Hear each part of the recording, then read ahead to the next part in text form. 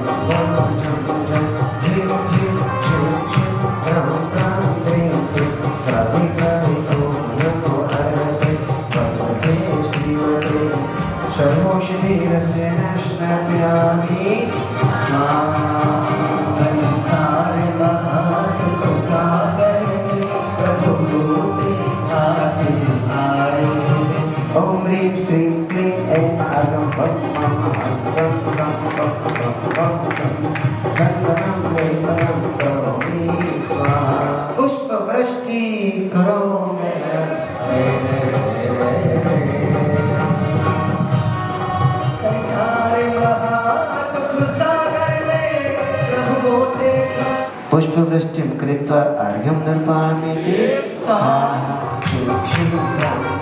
ह्रीं क्लीं ग्रामे ग्रामे ॐ नमो अरहते भगवते श्रीमते सुगन्धिजलपरिपूर्जं पूर्णकलशस्थापनं करोमि स्वाहा। सोचो सदा बोलो सदा और जीवन को पावन बना घर में बिना सोनी जिंदगी सर्वपरकृत क्षुद्र उपद्रव विनाशनाय सर्वेषां दावर विनाशनाय ॐ ह्रौं ह्रीं ह्रौं ह्रवं रहस्यांसा अर्हं नमः। सर्वविघ्न शान्तिं गुरो गुरो वसत् स्वाहा।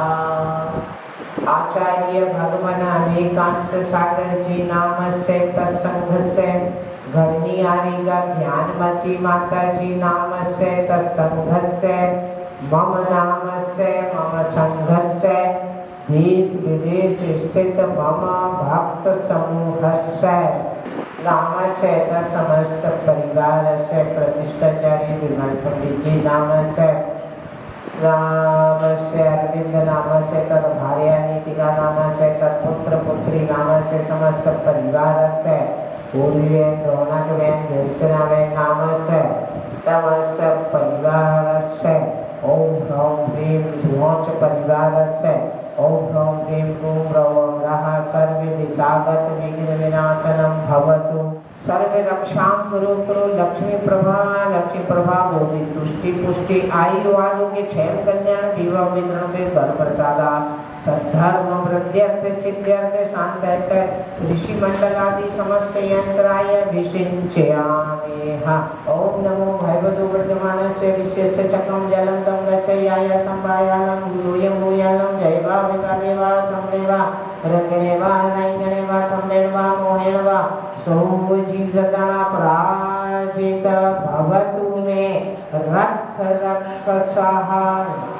ओम ह्रीं ओम ह्रौं ओम ह्रवं ओम रहां सर्वग्रह निष्काम निवारय कुमृत्यु घातय सर्वे शांतिं कुरु स्वाहा। पदम प्रभु तीर्थंकराय ओम नमोते भगवते श्रीमते मुनीशोभरितनाथ तीर्थंकराय मुनीशोभरितनाथ तीर्थंकराय वरुणयक्ष बहुरूपिणी यक्षी सहिताय ओम आं प्रों ह्रीं ह्रां शनिमार्गे तेजे गानामजा समज पूर्वीरोना निर्जना नामजन भोज परिव्यारज दिव्य भक्त समूहस्य कोंडले हारे हरे तमणि दरिया अंगे अंगे नवभूषण हरिया कोंडल हारे हरे कमणि दरिया सुरपति मेरु शिखर लय धरिया कनक कलश क्षीरोदधि भरिया वृषभनाथ सतनाथ दुसैया कमल नयन कमलापति कैया सुरपति मेरु शिखर लय धरिया कनक कलश क्षीरोदधि भरिया अक्षत अक्षत वाचन हरिया रोहिणी कांचन समसैया सुरपति मेरु शिखर लय धरिया कनक कलश क्षीरोदधि भरिया देखत रुचि करे अमर निदरिया पंचकोटिया दिल हरिया सुरपति मेरु शिखर लय धरिया कनक कलश क्षीरोदधि भरिया कुंभ कलश भरे जो जन घड़िया शाश्वत धर्म सदा अनुसरिया शांति को पाने को ये शांति की धारा कहते हैं। नाना मुते साधितो वार्गलक्षक पुष्पताम चरुकै दीपै सुधो पै फलै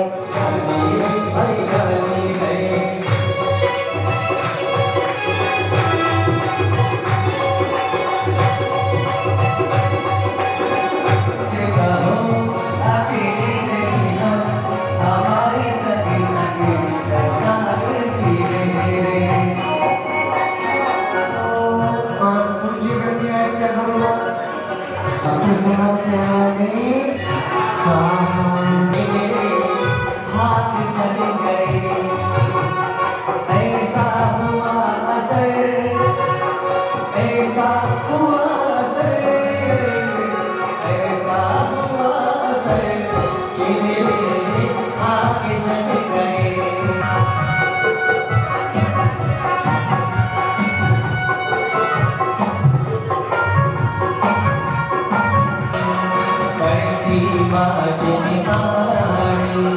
कैसा हुआ असर श्रीमती माता जी चरण कमल धूना पाठ शरण करो मेरी गुरु माँ दुनिया में तेरी बड़ी शान है दुनिया में तेरी बड़ी शान है साथ तेरे लगेंगे सदा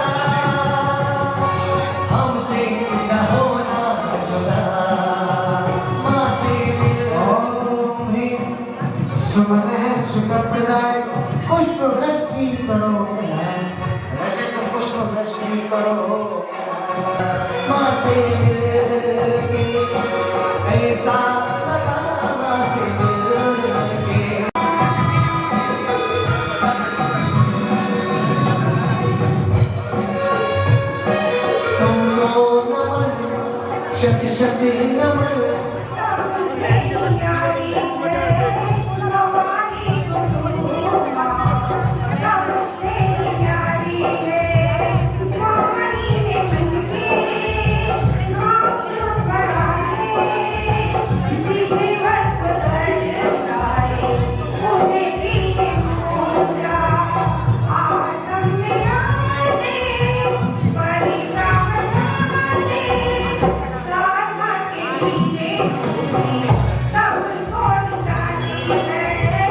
युवकों को सत्य से कामयाब कराने वाली प्रवचन पट में आगम मोशी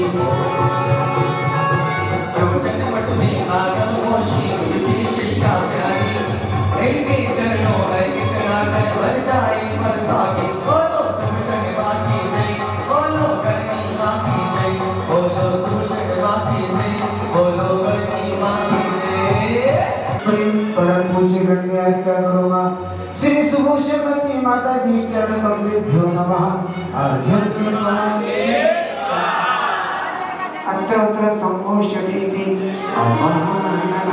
जय जय जय चित्तचितालसो अत्र सन्निधो बहु सत्संगि करणम् विधान रचायो सबो जीव बचायो विधान रचायो सब जीव बचायो अमो का पता होए विधान रचायो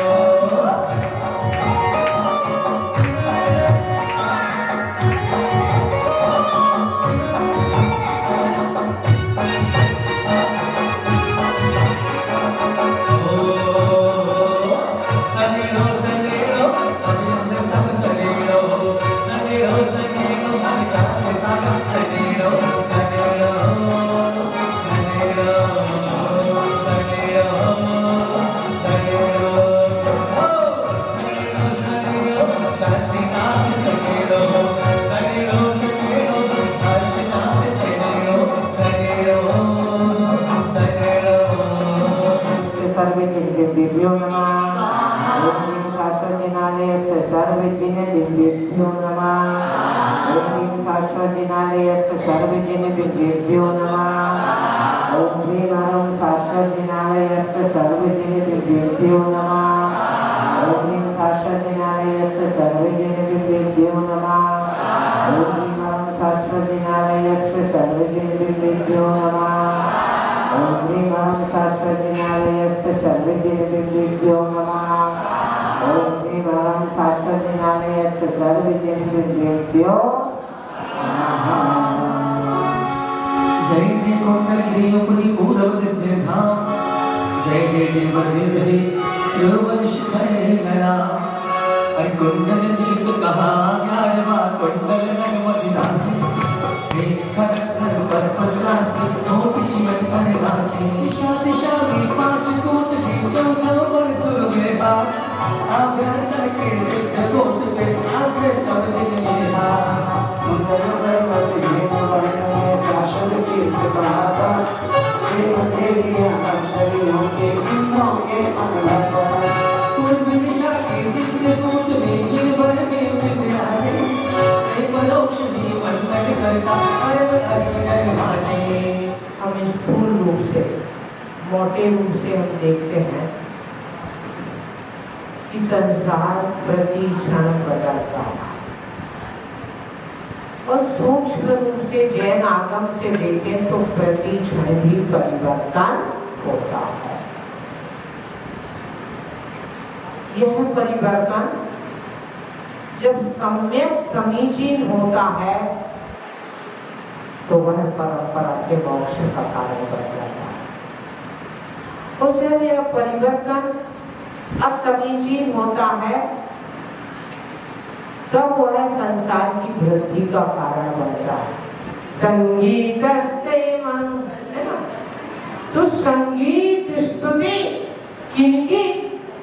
पांचों कल्याण। प्रातः काल उठकर सिर्फ गुड मॉर्निंग कहने से गुड मॉर्निंग नहीं हो सकती।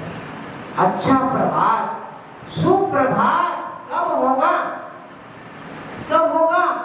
जब प्रातः काल उठकर भगवान के पांचों कल्याण की भूमियों का स्मरण यस्सर्गावत रोत्सवे, जहाँ पर आपका गर्भावतरण हुआ है, जहाँ आपका जन्माभिषेक हुआ, यज्ञ दीक्षा, जहाँ आपकी दीक्षा हुई है, यज्ञ निर्माण, जहाँ निर्माण हुआ, केवल ज्ञान को प्राप्त हुए, उन माँ भूमियों का, पवित्र भूमियों का स्मरण करने से तब आपका सुप्रभात संभव है। बताइए कितने लोग सुप्रभात स्तोत्र पढ़ते हैं? 1 2 3 4 5 6 6 2 6 3 9। बताइए इस पूरे उसमें यहाँ तो कुछ बाहर के होंगे, कुछ यहीं के होंगे। अब मैंने आपसे कहा ना कि वक्त करवट बदल रहा है, पर करवट सही नहीं बदल रहा। परिवर्तन होना चाहिए, वह परिवर्तन आध्यात्मिक होना चाहिए। बाकी के परिवर्तन कौन से मायने रखते? इस मनुष्य जीवन में यदि आध्यात्मिक क्रांति नहीं होती है तो वैसा ही हो गया। कौवा भगाने के लिए हमने अपना डायमंड फेंक दिया, कौवा घर के ऊपर आके बैठ गया, काम कर रहा है, बड़ी कर्कश आवाज है, अच्छा नहीं लग रहा, तो गुस्सा आई तो क्या किया? डायमंड है ना, रूबी पर्ल हमने फेंक दिया उठा के। क्या हुआ? अब तो 30 मार का बन गए, देखो मैंने कौवा को भगा दिया। अरे कौवा को नहीं भगाया है, अनमोल रत्न हाथों से।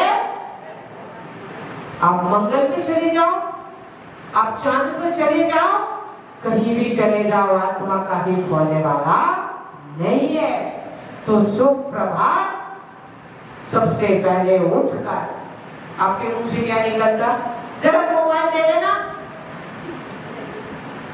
मोबाइल दे देना, कौन सी बिजली मिस कॉल पड़ी है ना?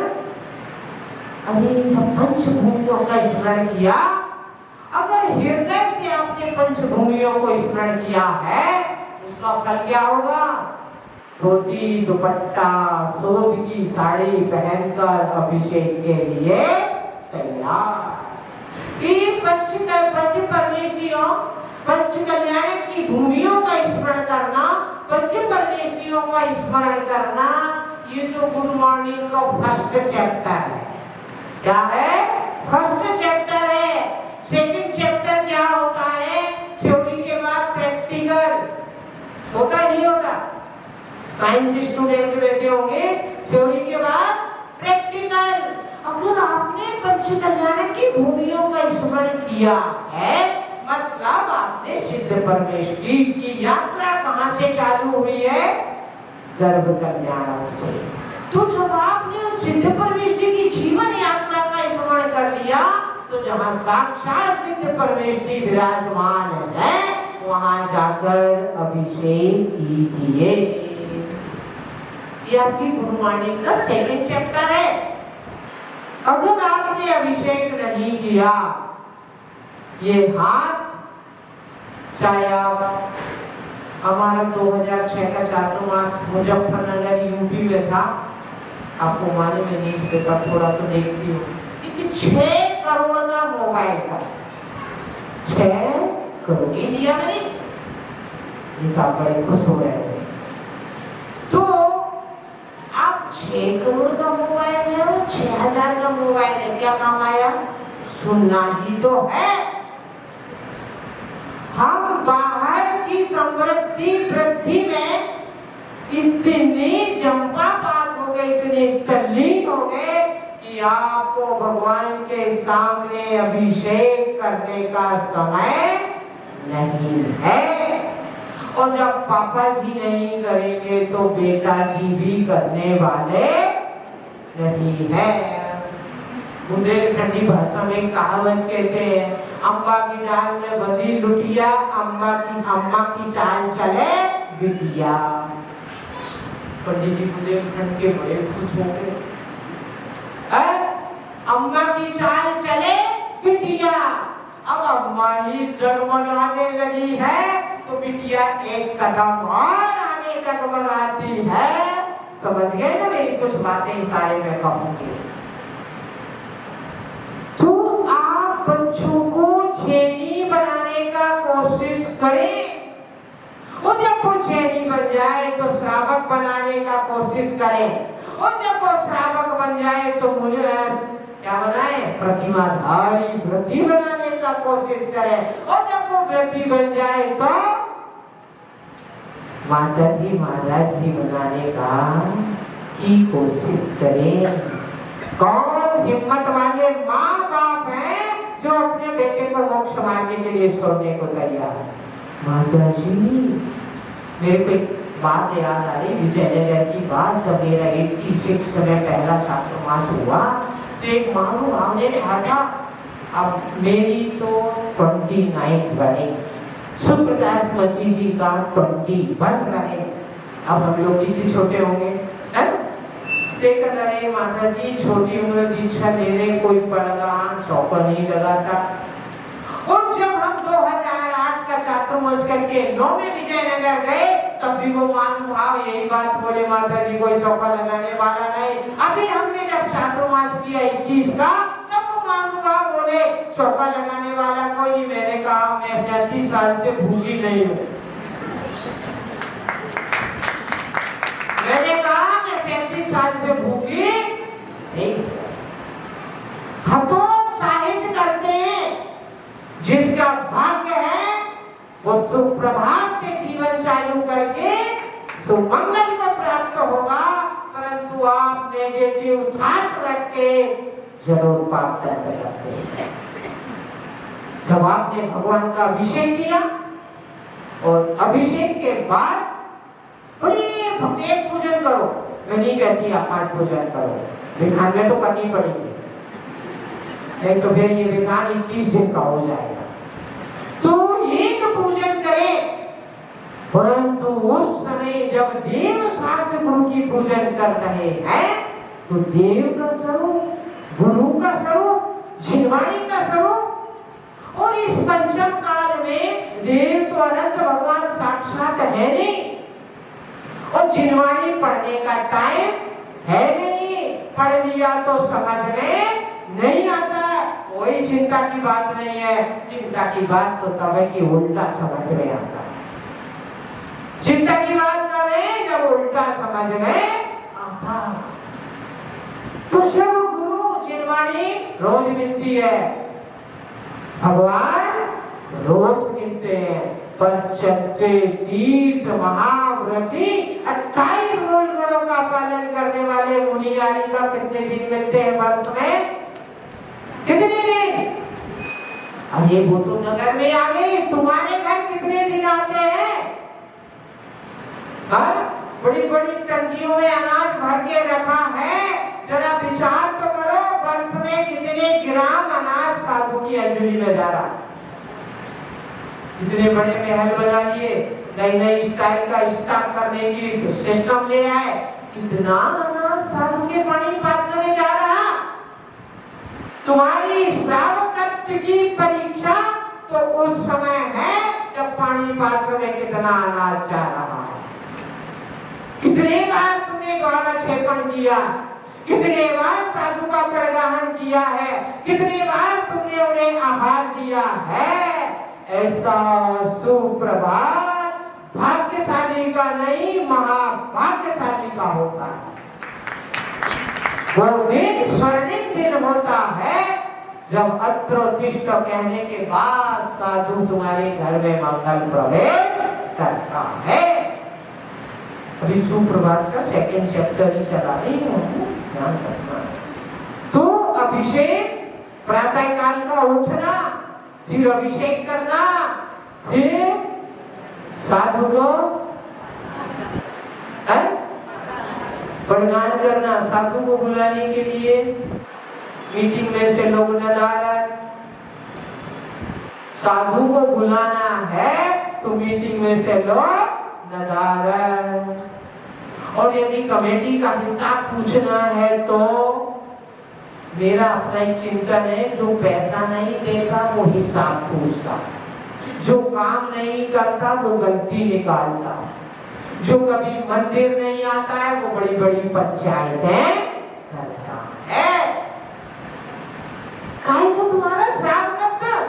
तुम्हारी ऊंची ऊंची हवेली मिट्टी में मिल जाने वाली है, पर जो लेके जाओगे वो तुम्हारा अपना होगा। याद रखना, दुनिया का साधु खाने के लिए तरसता है, रोता है, पर भारत का श्रावक देने के लिए रोता है। मेरे खराब साधु का आहार चंदन वाला रो रही थी, किस लिए? किस लिए? जंगल में भटक गई थी, इसलिए नहीं रोई। मैं राजपुत्री होके कंकड़ पत्थर में सो रही हूँ, इसलिए नहीं रोई थी। आज उत्तम पात्र मिला है और वो भी वापस चले गए। कितने लोग आहार देने के लिए रोने को तैयार है कि मुझे आहार देने नहीं मिल रहा। श्रावक जन्म से भी श्रावक बने, आप जन्म से जैनी बने, द्रव्य से जैनी बने, स्थापना से जैनी बने, कर्म से जैनी बने और फिर साधु का परिणाम करें। सोचो आप, आज पहले कभी किसी समय था जब लोग कहते थे अरे कौन साधु को लेके आया, कुछ कहते अरे भाई साहब आप बहुत अच्छे हैं, साधु को लेके आ गए। अब कहते कौन साधु को लेके आया? कितना डिफरेंस हो गया जी। पहले क्या कहते अरे कौन माता जी महाराज जी को ले आए मंदिर में, बहुत अच्छा। अब कहते कौन लेके आया? कितना बदल गया।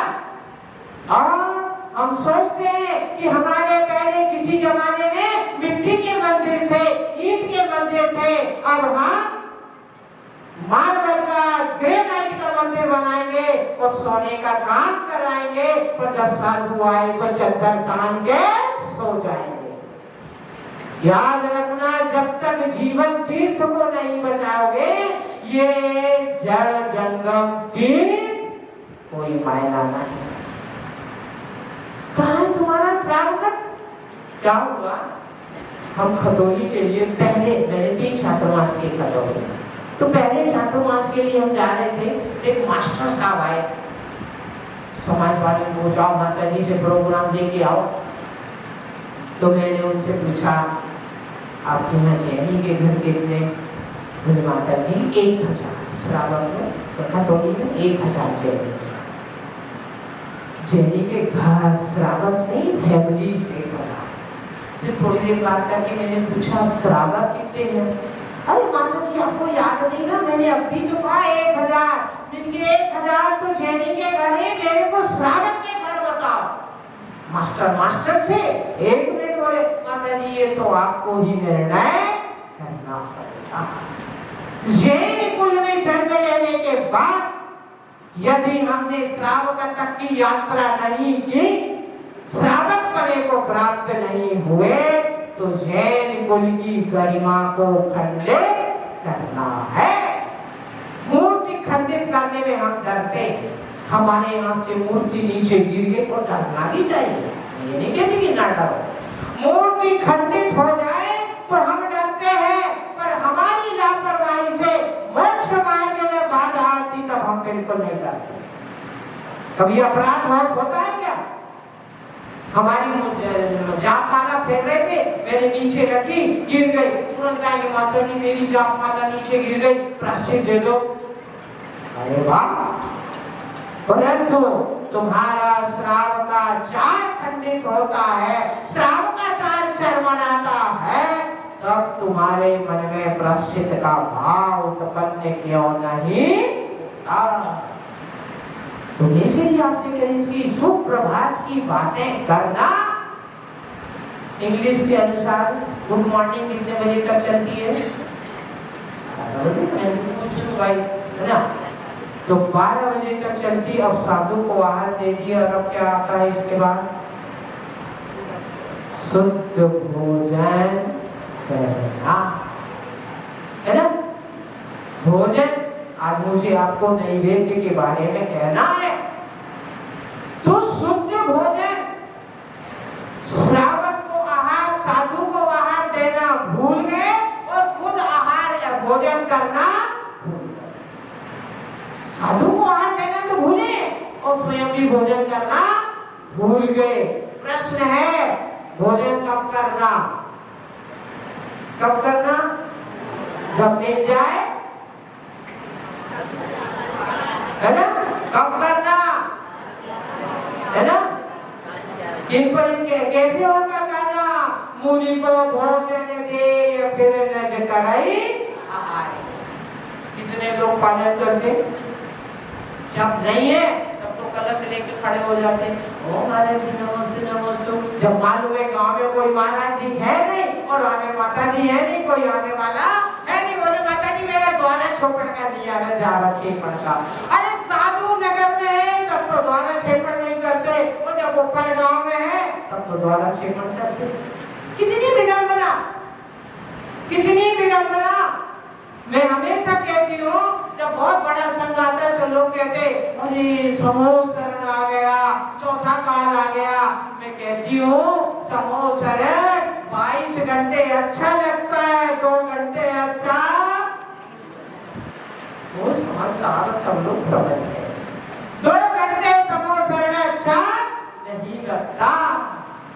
यदि जैन कुल में जन्म लिया है तो कम से कम व्रती श्रावक ना बने, परंतु पाक्षिक श्रावक, जिसे जैन धर्म का पक्ष है। पाक्षिक श्रावक जिसे कहते हैं जिसे जैन धर्म का पक्ष है, जैन धर्म के लिए मर मिटने को तैयार है। पर आज हम जैन धर्म को मिटाने को तैयार है। मेरी कसाई नीची, गर्दन नीची नहीं होनी चाहिए। धर्म नीचा होता है तो होने दीजिए। कैसा सुप्रभात, सिद्ध शब्दों का सुप्रभात। तुम कब खाना, किन परिस्थितियों में खाना, मुनि को भोजन दे फिर निज करई आहारे। कितना खाना, पता ये बात तो गले नहीं उतरती। जब मन हो खा लिया, लड्डू अच्छे लगे 3 खा लिए, पेट फूल गया। बेटी के पास गए, बोली बेटी 3 लड्डू 4 लड्डू खा लिए, पेट फूल गया। बोले दवाई खा लो। अरे दवाई खाने की जगह होती थी 1 लड्डू और खा लेता। दवाई खाने की जगह होती तो 1 लड्डू और खा लेता।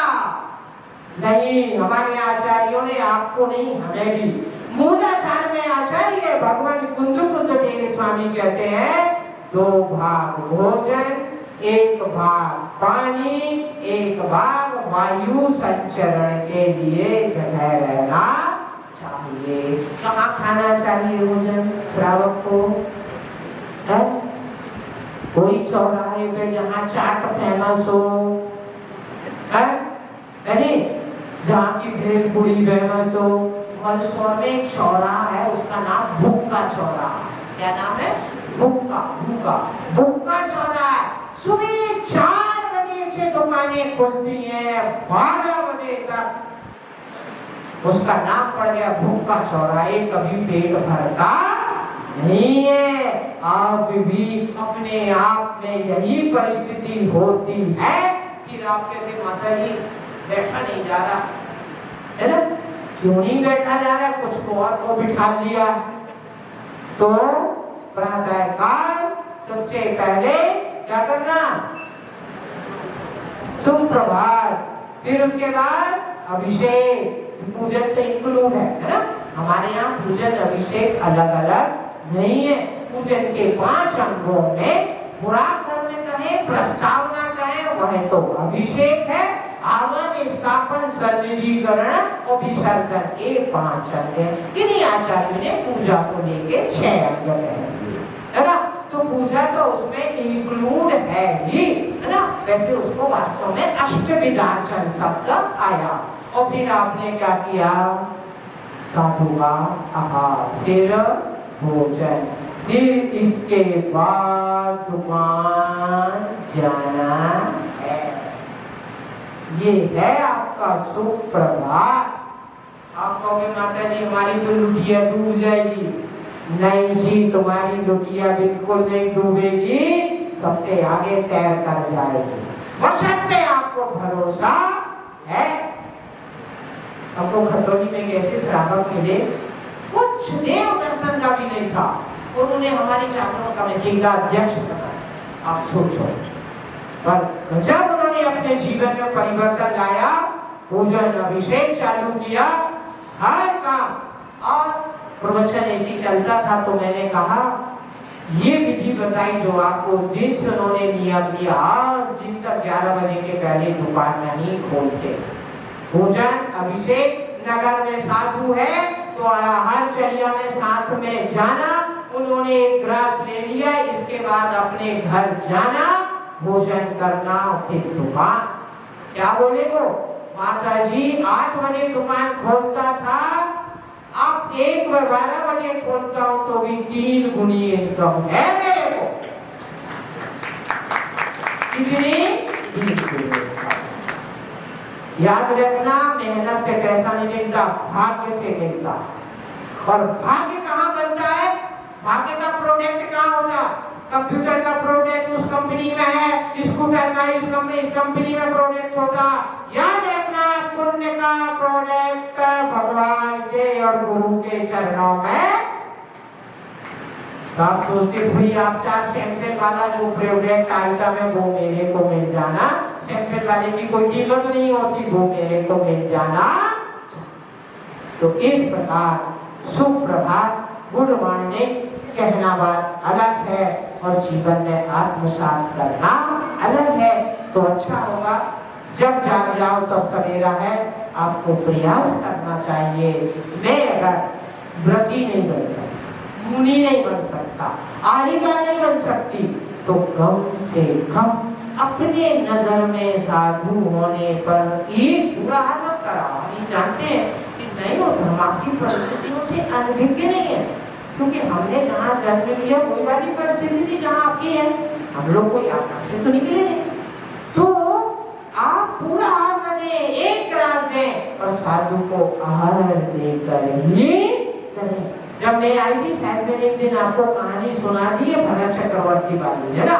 उस दिन आहार देने को नहीं मिला तो भरत चक्रवर्ती बड़े नाराज हो गए, भोजन ग्रहण करने की इच्छा भी नहीं। इस प्रकार सुप्रभात। तो आज आहार देने की और करने की व्यवस्था आई है। फिर नैवेद्य ने कहा माता जी कि नैवेद्य तो चढ़ाते हैं, क्षुधारो विनाशनाय नैवेद्यम निर्वपामिति स्वाहा। बोले माता जी जिसे भक्ष्य अभक्ष्य का विवेक नहीं है वो कैसे क्षुधा को नष्ट करने वाला है? जिसे क्षुधा को नष्ट करना है कम से कम भक्ष्य अभक्ष्य का विवेक तो आना ही। दूसरी बात जो अभी मैंने कह दी है कि आहार देकर भोजन करना। तीसरी बात ये है कि मैं भोजन करूं और मेरा भाई भूखा रहे, ये आपका नैवेद्य चढ़ाने का फल नहीं मिलने वाला है। कम से कम आप इतना बड़ा दिल ना रख सके कि गांव में पड़ोस में गली वाले का ध्यान रखें, परंतु घर में जो है कम से कम उनके प्रति इतना आपसी सामंजस्य रहे कि जब आप भोजन करने बैठे तो देख तो नहीं घर में मेरी वृद्ध माँ बैठी है, उसने खाना खाया या नहीं। फटा नोट, टूटा मकान, फूटे माँ बाप किसी को अच्छे नहीं लगते।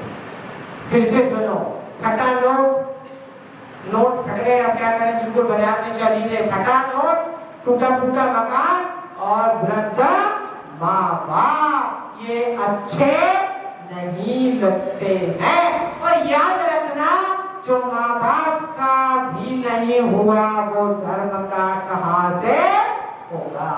जिसे इतना व्यवहार है कि मैं जन्मदाता को पालन पोषण करूं तो मोक्ष दाता का भी पालन पोषण करेगा।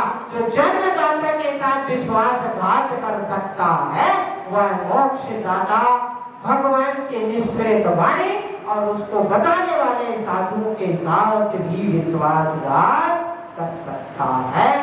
नैवेद्य चढ़ाने के पहले जरूर विचार करें, कहीं मैंने किसी भूखे आदमी को तड़पते हुए देखकर खुद खाया हो मस्ती के साथ, हंस के साथ, तो मेरा नैवेद्य। मैंने किसी अपनी थाली में से किसी को कुछ दिया हो और फिर मैंने नैवेद्य चढ़ाया तो मेरा नैवेद्य चढ़ाना माता जी कल से नैवेद्य चढ़ाना बंद कर देंगे। नहीं जी, नैवेद्य चढ़ाना बंद नहीं करना है, परंतु कोई भूखा आ जाए तो प्रवचन मत देना। जवान है, कमाते नहीं बनता, तो उसका भाग तुम तो करुणा दान देकर पुण्य बंद कर लेना। बड़े कल्पत्र में शांति नाथ भगवान बड़े परम पूज्य गंदी आरिका गुरु मां श्री सुभूषण मंत्री महाराज जी की आरिका संघ की इंद्रधनुष महामंडल विधान की जय जय जय। अमित जय बजा यामणि के ज्ञान दे सूझे लोकालो सुवाणी मस्तक नमो सत्यनाथपति तत्व आपे भक्ति पावे। ये क्या है धर्म सृष्टि अभेदारी दिलावे, हे नाथ भक्त ही इस धर्म को पावे। उत्तम जो आपके चरण धर्म मोह मिटाता, इस धर्म से प्रभु के शीघ्र हो जाता। अग्निम अर्हं शास्त्रज्ञाय सर्वजिन विद्येभ्यो नमः। अग्निम अर्हं शास्त्रज्ञाय सर्वजिन विद्येभ्यो नमः। अग्निम अर्हं शास्त्रज्ञाय सर्वजिन विद्येभ्यो नमः। अग्निम अर्हं शास्त्रज्ञाय सर्वजिन विद्येभ्यो नमः। अग्निम अर्हं शास्त्रज्ञाय सर्वजिन विद्येभ्यो नमः। अग्निम अर्हं शास्त्रज्ञाय सर्वजिन विद्येभ्यो नमः।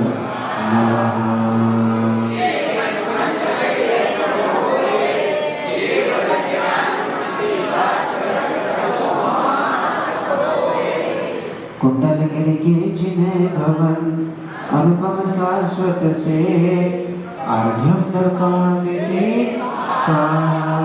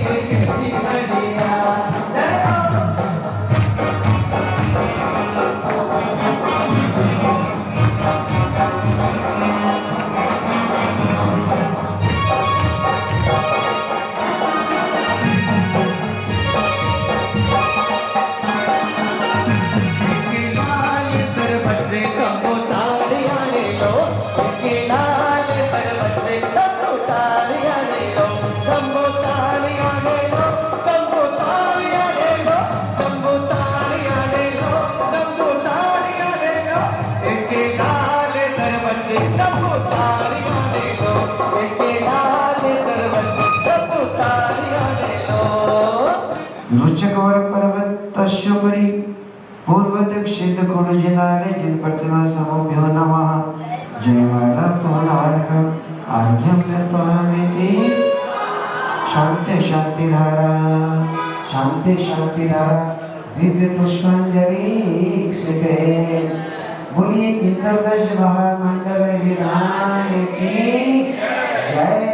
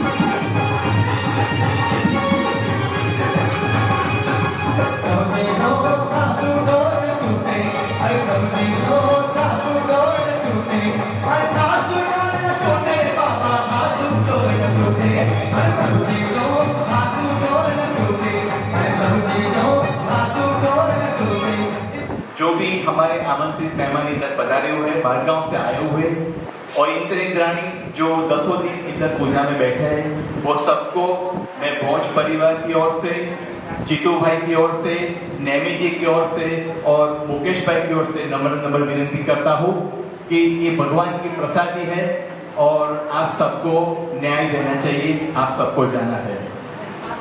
परिवार कही दो कि जे लोग अत्रे उपस्थित है ते सर्वे साधर्मी भाईओ बहनों इंद्र इंद्राणी नम्र विनंती कि तेओ आजे अने काले मुनिम हॉल जे અહીંયાથી 3 મિનિટના રસ્તા ઉપર છે ત્યાં આગળ ભોજનની વ્યવસ્થા રાખેલી છે। આ એક પ્રસાદી છે, સૌએ તેને ન્યાય આપવો જોઈએ, કારણ કે તે લોકોએ આટલા ભાવથી રસોઈ બનાવી હોય અને જો આપણે ના જઈએ એ યોગ્ય નથી। તો મહેરબાની કરીને વિધાન પૂર્ણ થયા પછી થોડોક વિરામ લીધા પછી ભોજનને ન્યાય આપવા માટે આપ સૌ મુનિમ હોલમાં જશો તેવી મારી અને ભોજ પરિવારની नम्र विनंती है। हर 6 साल के बाद बड़ा पंचामृत अभिषेक करने का निर्णय किया था। कोरोना की वजह से ये बार दिन थोड़े ज़्यादा आगे बढ़ गए हैं। सो 15 जून से 30 जून के बीच में मांगी धुन में बड़ा महामस्तकाभिषेक होने जा रहा है और हम अहमदाबाद वालों को 25 जून और 26 जून दे गई है। सो अब 15 जून से 30 जून के बीच में जो महामस्तकाभिषेक हो रहा है उसका टीवी में भी प्रसारण होगा, उसको भी ज़रूर देखिए और आपकी अनुकूलता अनुसार ज़रूर वहाँ जाके भी पंचामृत अभिषेक कीजिए। धन्यवाद। અત્રે ઉપસ્થિત સર્વે મહાનુભાવોનો હું ખૂબ આભાર માનું છું। પૂજ્ય પંડિતશ્રીનો હું ખૂબ આભાર માનું છું। આટલું સરસ વિધાન કર્યું અને हमारे पूरे समाज को, हमारे उस्मानपुरा फाउंडेशन को, हमारे मंदिर जी को इतना पावन बना दिया। जहाँ मैं रहता हूँ जयपुर में, पिछले 35 साल से मैं प्रेसिडेंट के पद पर था कंटिन्यू, और उसके बाद में लगभग कोरोना से पहले मैंने अपनी खुद की स्वास्थ्य के कारण ये सोचते हुए कि अब मुझे ये सेवाएं देने में अनुकूलता नहीं है, लेकिन मेरा एक ही लक्ष्य रहता था, जितने भी साधु आए सबसे पहले साधु परमेश इस मंदिर में आए, क्योंकि ये मंदिर देव, शास्त्र और गुरु तीनों की पूर्णता से मंदिर होता है। साधु की जितनी भक्ति करने को कर सके बड़ी मुश्किल है, साधुओं की भक्ति बड़ी मुश्किल से मिलती है। अमृम अरहम शास्त्र जनाले सर्वभ्यो नमः। अमृम अरहम शास्त्र जनाले सर्वभ्यो नमः। अमृम अरहम शास्त्र जनाले सर्वभ्यो नमः। अमृम अरहम शास्त्र जनाले सर्वभ्यो नमः। अमृम अरहम शास्त्र जनाले सर्वभ्यो नमः। अमृम अरहम शास्त्र जनाले सर्वभ्यो नमः। अमृम अरहम शास्त्र जनाले सर्वभ्यो नमः। अमृम अरहम शास्त्र जनाले सर्वभ्यो नमः। अमृम शास्त्र जनाले सर्वभ्यो नमः। अमृम शास्त्र जनाले सर्वभ्यो नमः। ओम शास्त्रजिनालय सर्वजनेभ्यो नमः। ओम शास्त्रजिनालय सर्वजनेभ्यो नमः। ओम शास्त्रजिनालय सर्वजनेभ्यो नमः। ओम शास्त्रजिनालय सर्वजनेभ्यो नमः। ओम शास्त्रजिनालय सर्वजनेभ्यो नमः। ओम शास्त्रजिनालय सर्वजनेभ्यो नमः। ओम शास्त्रजिनालय सर्वजनेभ्यो नमः। चैतन्य सज्ञान की कलियां तुरंत गिरे, चारित्र पूर्ण वेद शिव लग्न तुरंत गिरे। स्मृति सुकीर्ति आपकी जुल्फा में आया। स्थित जिन्हें नमः। स्वाहा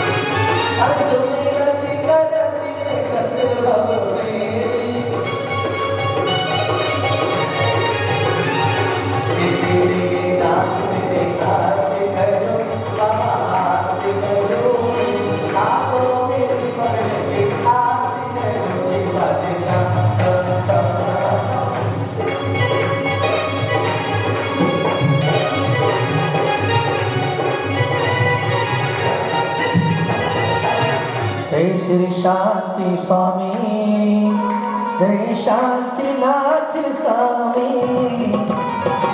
मन बचतन से तुमको वर दो, मन बचतन से तुमको वर दो। हे अंतर्यामी आओ शांतिनाथ स्वामी।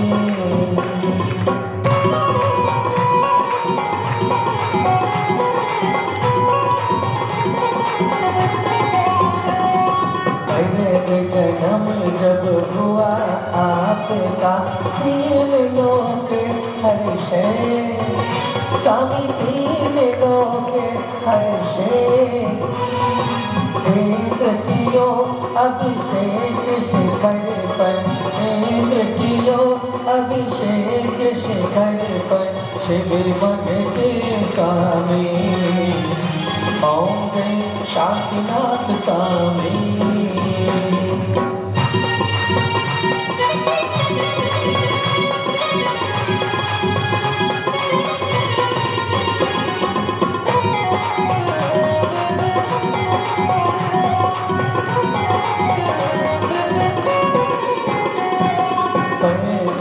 चकेरी भई आपने शतखंड के स्वामी, स्वामी शतखंड के स्वामी। ओ राज विभव के भोगे, राज विभव के भोगे, कामदेव नामे। जय शांतिनाथ स्वामी।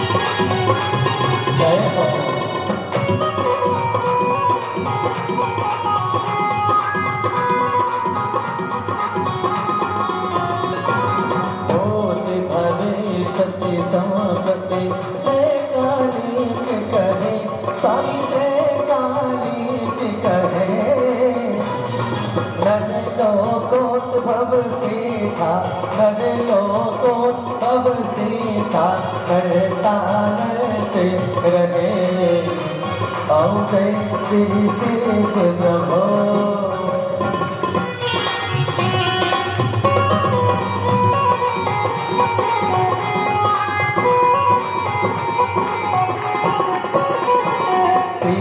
छत्र है शिर पर 64 चवन खुरे उसमें 64 चवन खुरे महामंडल बुद्धि अद्भुत महामंडल बुद्धि अद्भुत सूरज कांति हरे ओम जय श्री सिद्ध प्रभो बोलो शिव शर्मा की जय बोलो हरि माँ की जय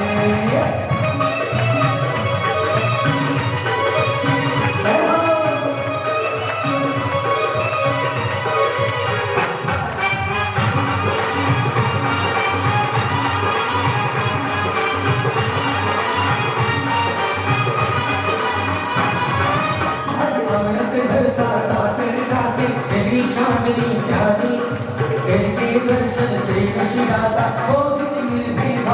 बोलो सुभूषण माँ की जय बोलो करनी माँ की जय बोलो सुभूषण माँ की जय बोलो करनी माँ की जय आज तो भैया के साथ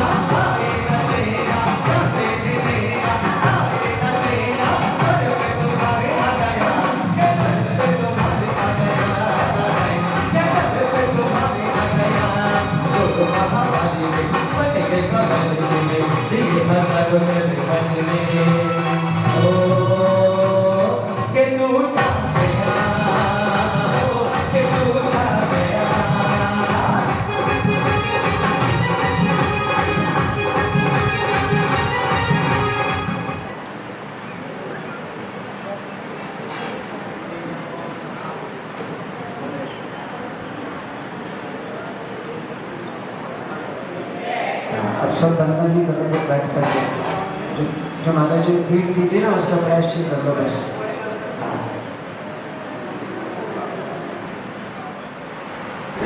मैं अपना सौभाग्य मानता हूँ कि पिछले लगभग 10 दिनों से आपके साथ बैठने का अवसर मिल रहा है। आज लास्ट है, इस अपेक्षा से कल ये अवसर नहीं मिलेगा। अगली बात शुरू करो उससे पहले ये कह दो, मेरे द्वारा यदि कोई कपट निकल गया हो, किसी की हृदय को ठेस पहुंची हो, तो जो माँ जिनवानी है, और मैं ये मानते चलता हूँ कि माँ जिनवानी कड़वी दवा है।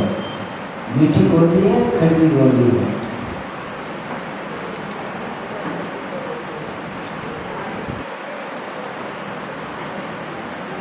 दिखने को कड़वी लगती है, बहुत मीठी है। दिखने को कड़वी लगती है लेकिन बहुत मीठी है। सारे उपचार इसमें निहित है। इस अपेक्षा से यहाँ बैठकर कुछ ऐसी चर्चा होनी चाहिए जो दिल को छूने वाली हो, आगम सम्मत हो और हृदय को छूने वाली हो। आगम का ज्ञान तो आप लोग खूब लेते हैं, ले सकते हैं, पर यहाँ जो चर्चा हो, मेरा सोच बता रहा हूँ, यहाँ जो चर्चा हो वो इस तरह की हो कि ज्ञान हमारे आचरण में आए। मैडम का नहीं, अच्छा आज बेस्ट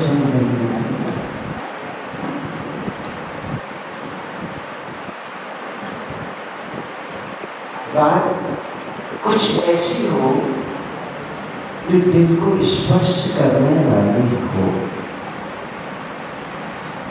एक बार क्या हुआ, एक परिवार में 2 व्यक्ति थे, माँ और बेटा।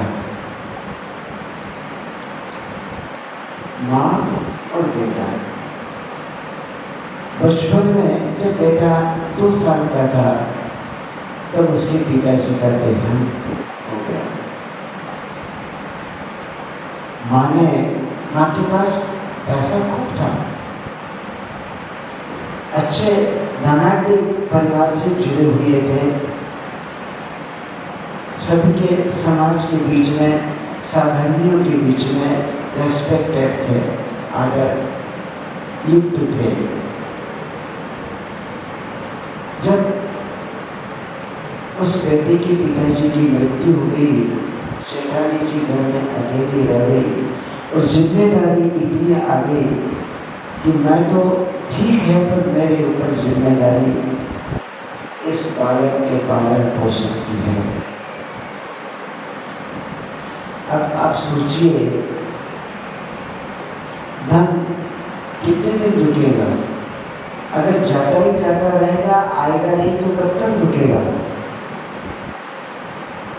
उस समय ऐसा आया कि स्थिति कमजोर हो गई, लेकिन अब मर्यादा थी। शुरू से सबके बीच में उठना बैठना था। बेटे को बहुत अच्छे से पढ़ाना लिखाना बस एक लक्ष्य था, लेकिन आजीविका कैसे चले? तो वो अपने ही समाज के बीच में,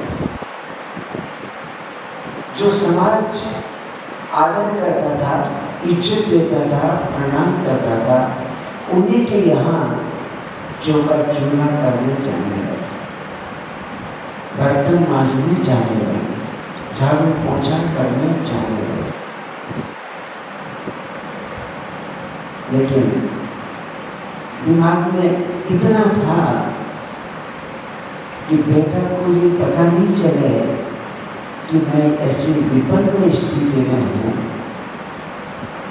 खूब मेरे पास ऐसा होता है, बच्चे को किसी प्रकार से इन्फीरियरिटी नहीं महसूस हो, मतलब सबके साथ रहे, सबसे अच्छा रहे, उठना बैठना रहे, इस तरह से माँ ने उसका पालन पोषण किया।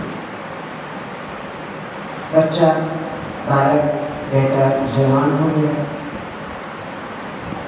एजुकेशन भी लगभग पूरी हो गई, शिक्षा भी पूरी हो गई। अब स्वाभाविक है, माँ ने कहा बेटा अब तो विवाह कर ले। अब देख इन हड्डियों में दम नहीं है मेरे, और मैं भी चाहती हूँ कि सुबह भगवान के मंदिर में पूजन करने जाऊँ। मैं भी चाहती हूँ कि कुछ समय अपने आत्म कल्याण में लगाऊं, सामायिक करूं, प्रतिक्रमण करूं, भक्ति करूं, आराधना करूं बेटा। बस अब मेरी एक ही चाहत है कि तुम विवाह कर लो। संस्कारित बेटा, संस्कारित बेटा, बेटे ने कहा माँ विवाह करूंगा। कि बेटा बता दे अगर तेरी कोई पसंद हो तो। माँ बता दूंगा। माँ ने कहा चलो अच्छा है, मुझे नहीं इधर उधर जाना पड़ेगा, अगर इसने कोई अपनी पसंद बता दी है तो। कुछ दिन निकल गए, कुछ समय निकल गया, माँ ने फिर कहा बेटा अब तो कर ले, बता देना कौन है वो। माँ बस थोड़ा सा इंतजार और करो। ठीक है बेटा, पूरा जीवन इंतजार करके निकल गया। इतने से इंतजार में मुझे क्या तकलीफ होगी, आप सोच सकते हैं। इस तरह से उसने अपना जीवन यापन किया होगा और अपने आप को समाज के बीच में एक मर्यादित होकर के रखा होगा। कितना कठिन काम है, नहीं है? सरल काम है क्या? बहुत कठिन काम है। चलिए, जब फिर समय आ गया तो माँ ने कहा बेटा अब कब तक इंतजार कराएगा मेरे को? तो बेटे ने कहा माँ सच बता दूं? बता दो माँ, बताना बेटा कौन है आखिर वो तेरी पसंद? माँ मैं विवाह तो करूंगा, पर अब मैं ऐसी नारी से विवाह करना चाहता हूँ, ऐसी लड़की से विवाह करना चाहता हूँ जिसका संबंध मेरे लिए कभी टूटे नहीं।